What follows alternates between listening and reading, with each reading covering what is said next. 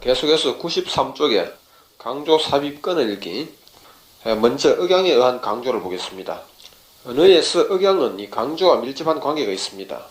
여기에 억양이란 무엇인가에 대해서, 그리고 억양의 형성 요인과 성격에 대해서 읽어보시면 공감하실 것으로 믿으며, 아울러 억양은 그 누구도 간섭하지 못한다, 이렇게 말씀드리고 싶습니다.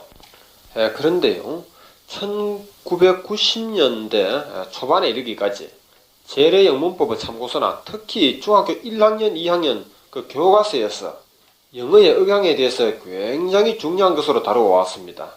그러나 그게 거의 전부 엉터리였어요. 제가 너무 지나친 말을 했는지 모르겠습니다만, 제가 억양에 대해서 관심을 처음으로 가지게 된 것은 어떤 학생이, 그러니까 중학생이 학교에서 치루었던 억양 문제를 가져와서 어느 것이 정답이냐고 질문을 하길래 제가 보니까 저도 잘 모르겠더라고요. 그래서 저는 이것이 확실한 정답이라고 말하지 못하고 이것이 정답인 것 같다, 이렇게 말을 했는데 그 학생은 틀렸다는 겁니다. 이게 왜 틀리는데 하니까, 그 교과서를 들고 오더구만. 교과서를 가져가지고 이 교과서에는 이런 거니까 교과서하고 일치하지 않으니까 틀렸다는 겁니다. 그러니까 학생이 억양에 대한 정답을 찾는 것은 어떤 기준이 있는 것이 아니고 그저 교과서와 일치하는 것은 정답이고 일치하지 않는 것은 틀린 억양으로 이렇게 판단해버린다는 것이죠. 그 정말 위험한 영어 교육입니다. 엄청난 고생을 시키는 거예요, 학생들에게. 그쯤 되면 영어를 포기하지 않을 사람이 별로 없습니다. 제 말씀보다는 책에 수록된 내용을 잘 읽어보시기 바랍니다. 언젠가도 말씀드렸지만 제가 말로서 설명드리는 것은 이 책의 내용을 보다 더 쉽게 이해할 수 있도록 해드리는 것일 뿐입니다. 그래서 반드시 책을 우선적으로 읽어보실 필요가 있다는 것이죠. 94쪽의 상황적인 억양에 대해서 몇 가지 예문을 함께 보겠습니다. 1번에 A, B가 대화를 합니다. What is your name? 이름이 뭐야? 이렇게 했을 때 탐 브라운, 이 말을 또박또박 큰 소리로 말해야 되겠죠. 2번의原문에서는 Where do you live? 어디 살아요? 물었을 때 이 제주도라는 말을 확실히 해줘야 되는 겁니다. 3번原문에서는 By whom? 누구에 의해서 Was this book written? 이 책은 쓰여졌습니까? 이렇게 물었을 때 마크 트웨인이라는 말에 억양상의 강세를 둬야 되겠죠. 그 다음 5번原문을 보겠습니다. How do you do? 누군가가 먼저 인사를 합니다. 이에 대한 대답으로서 How do you do? A가 먼저 인사를 하고 B가 그 말에 받아서 인사할 때는 You라는 말에 강세가 오는 겁니다. 왜 그런지에 대해서는 생각해 보시면 짐작할 것입니다. 6번에 그 다음 6번原문 How are you? 이 같은 인사말에 대하여 B는 I'm fine, thanks. 고마워요. And you? 그리고 당신은요?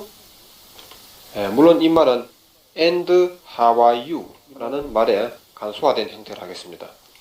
그리고 A가 먼저 말한 How are you? 하는 말은 반드시 그렇게 하라는 것은 아닙니다. 상황에 따라서 혹은 사람에 따라서 조금씩 다르게 말할 수는 있는 것이죠. 나머지 외문은 생략하고 95쪽에 순수에 의한 강조를 보겠습니다.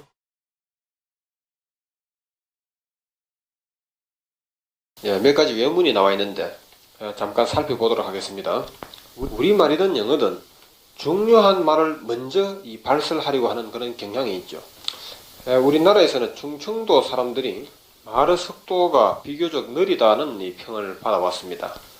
그것이 충청도는 양반의 고장이다 라는 평을 내리게 된 이유들 중에 하나에 속하는지는 모르겠습니다만 재미있는 일화 하나가 있습니다.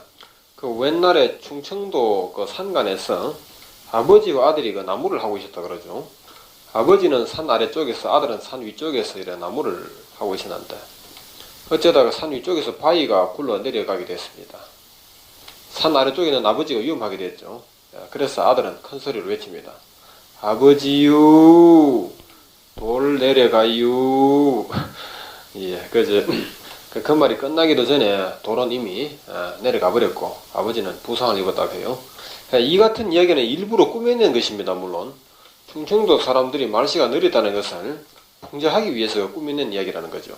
그런데 실질적으로 그 같은 상황이라면 절대 아들은 그런 식으로 말하지 않습니다. 아버지여라고 하는 이 호칭이 중요한 것이 아니고 돌 내려간다는 말이 더 시급한 말이죠. 그래서 돌 내려가요 또는 위험해요 이러한 말을 먼저 했을 것입니다. 그러니까 언어에는 억양에 의한 강조도 있겠지만 순수에 의한 강조도 있다는 것이죠.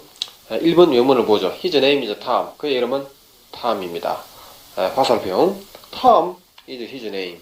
이 두 가지의 말이 서로 비슷하긴 하지만은 엄격히 같은 말은 아니죠. 2번原文의 경우에도 마찬가지입니다. Health is the most important. 화살표. The most important is health. 3번, 4번의 경우에도 서로 비슷한 말이긴 하지만은 언어의 강조라는 차원에서는 전혀 성격이 다른 말들입니다. 그리고 5번에서는 이 뜻의 강조 구문이라 하는 것이죠. 이 같은 현상도 결국은 순수에 의한 강조와 관련이 있는 것입니다. 그 다음 의문을 보겠습니다. She had seen me no sooner than she began to cry. 그녀가 나를 본 것은 그녀가 울기 시작한 것보다도 더 빠를 것이 없다.